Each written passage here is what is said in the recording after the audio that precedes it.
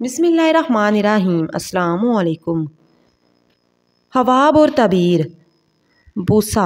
हज़रत इब्ने सीरीन रहमतुल्लाह अलैह ने फरमाया है कि बोसा हवा में बहुत सा माल और नेमत है, खास कर अगर गेहूं का बोसा है और अगर देखिए कि उसके पास बहुत सी घास है और घर लिए जाता है, दलील है कि हलाल का माल और नेमत बहुत हासिल करेगा। और अगर देखिए कि जो कि बोसी है तो गुज़श्ता मुफाद कम हासिल होंगे। हज़रत इब्राहीम करमानी रहमतुल्लाह अलैह ने फरमाया है, अगर देखिए कि घास की जगह पर चल रहा है और जानता है कि उसका मालिक है, दलील है कि मालदार होगा और दोनों जहान की मराद पाएगा। हज़रत जाबर मगरबी रहमतुल्लाह अलैह ने फरमाया है, अगर देखिए कि आग घास के ढेर में पड़ी है और घास जल गई है, दलील है कि बादशाह उस पर तावान डालेगा और मांगा हुआ माल लेगा। और अगर देखिए कि छुपाए घास खाते हैं, दलील है कि कोशिश से अपना माल ज़ाया करेगा।